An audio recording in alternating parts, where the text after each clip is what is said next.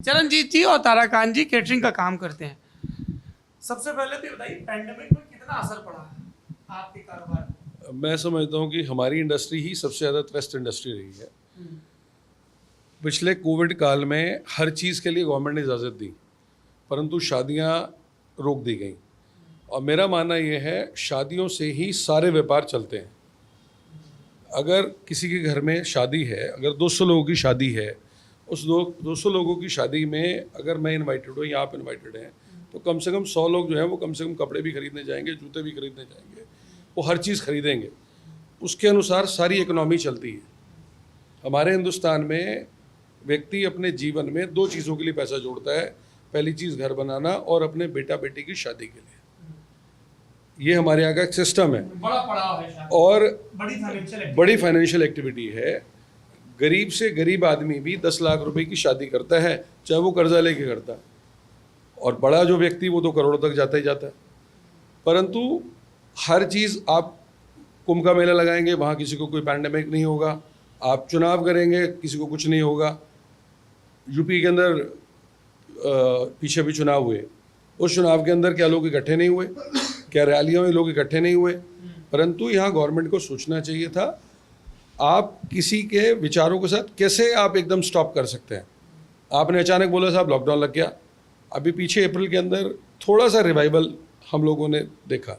हम लोग पिछले साल बहुत मोटे लॉसेस में गए। हम लोगों के पास परमानेंट वर्कर्स हैं, मेंबर्स हैं, कॉस्ट है, खर्चे हैं। हम लोग अपने गोदाम रेंट पे लिए हुए हैं। हमने लोगों को सैलरीज बांटनी है। गवर्नमेंट हमें बाउंड करती कि साहब आपको सैलरी देनी है। मैं सैलरी कहाँ से लाऊंगा, मेरे पास बिक्री नहीं होगी। तो ये जो चीज़ें हैं, सिर्फ आप तस्वीर का एक पक्ष देखें और दूसरा पक्ष ना देखें, ये चीज़ बहुत बड़ी गलत है। इस चीज़ पर बिल्कुल सोचना चाहिए। आप मॉल्स खोलना चाहते हैं, हर चीज़ खोलना चाहते हैं, पर आज भी गाज़ियाबाद की आप बात करें तो 50 लोगों की परमिशन है शादी के लिए। आप रैली इकट्ठी करें तो देखिए 1000 लोग इकट्ठे हो जाए, कोई नहीं पूछता कहाँ पर है। तो ये जो चीज़ें हैं लोगों को समझना चाहिए, और that is a very important part. और शादियों से ही हर चीज़ चलती है, ये फैक्ट है। तारा जी, आप इसमें कुछ जोड़ना चाहेंगे? थोड़ा सा आगे। मतलब कारोबार को लेके अभी कैसा सेंटीमेंट है, क्या है हिसाब किताब? कारोबार अब धीरे धीरे उभरने की कोशिश कर रहा है, और अगर सहयोग रहा सरकार का, आम जनता का, तो कारोबार उभरने की तरफ जा रहा है। लेकिन फिलहाल जो पीछे जो स्थिति गुजरी है वो तो भयावह थी, वो डूबने वाली स्थिति थी। बट यही संजोग था कि एक दूसरे को देख के हम सब कर रहे थे कि हम अकेले नहीं हैं, हमारे भाई भी हैं, पूरी इंडस्ट्री है, सब कुछ है। तो ये सब्र था, नहीं तो बहुत बड़ा लोड था।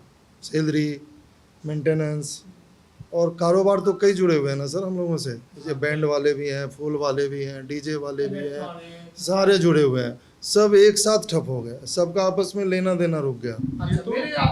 ये तो सिर्फ हम उन बातों की करते हैं जो डायरेक्टली हमसे एसोसिएटेड है। डायरेक्टली एसोसिएटेड हमें दिखता है बैंड वाला, फूल वाला आदि इत्यादि। परंतु मगर एक बात करें, अगर रेस्टोरेंट सारे बंद हैं तो आप समझिए, जो फॉर एग्जाम्पल अगर टमाटर की गाड़ी आती है, वो टमाटो की खपत, मेन खपत यहाँ नहीं है, वो किसान से तक भी इफेक्टेड है। अच्छा, दो सवाल है मेरे आप लोगों से।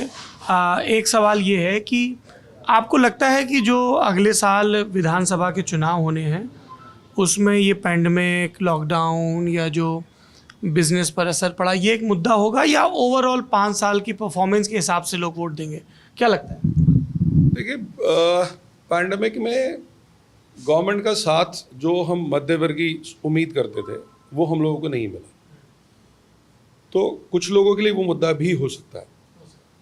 देखिए, अगर मैं कहता हूँ जी इसमें पिसा निम्न वर्ग हो तो चलो आपने किसी को राशन दे दिया, किसी को कुछ दे दिया, किसी को कुछ दे दिया, पर हम जैसे मध्य वर्ग की बात करें, एमएसएमई लोन की बातें सुन सकते हैं आप। सिर्फ आप लोन लेने जाएं, प्रैक्टिकलिटी में आपको कुछ लोन नहीं मिलता, कोई मदद नहीं मिलती।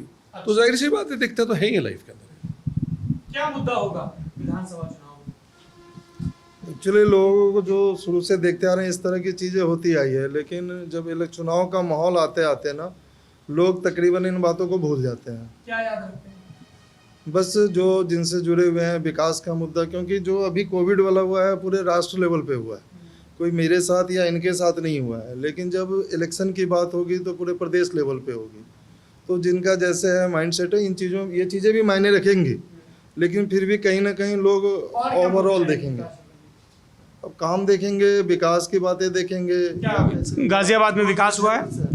मैं गाजियाबाद में रहता हूँ, और गाजियाबाद में भी एक विलेज है बहरामपुर, अच्छा। मैं वहाँ रहता हूँ। तो वो काफ़ी पिछड़ा हुआ रहा है, अभी भी वो बहुत अग्रसर नहीं है। लेकिन वहाँ पे जैसे कोई काम है, जैसे कोई सिस्टम है, कोई विकास की बातें हैं, अगर हम गए हैं, पहले आज से 7-8 साल पहले लाइट होती नहीं थी, 24 घंटे में 4 घंटे होती थी, अब 24 घंटे में तकरीबन 22 घंटे होती है। तो ये बिजली में काफी सुधार। हाँ, बिजली में सुधार हुआ है।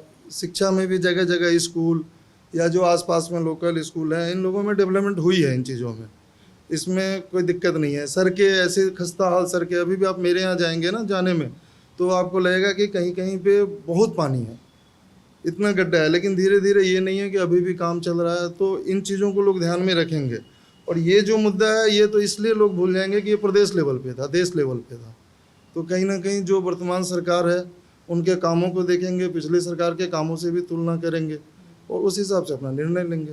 गाजियाबाद में सड़क और सड़क पे रोशनी की व्यवस्था, मेरे को आज भी याद है जिस समय बीजेपी की हमारी सरकार, जिस समय योगी साहब आए, योगी साहब का पहला बयान यही था कि जैसे ही हम लोग यूपी में घुसते हैं, जहाँ अंधेरा शुरू हो गया वहाँ से समझो गाजियाबाद शुरू हो गया, ये बयान था। और हम सड़कों पर रोशनी लाएंगे और बहुत चीज़ें लाएंगे। ये जीटी रोड जहाँ पर हम लोग बैठे हैं, ये जीटी रोड आपको जोड़ती है दिलशाद गार्डन मेट्रो स्टेशन पे। आप इस रोड पे जाके आज भी देखिए क्या स्थिति पे आप खड़े हैं।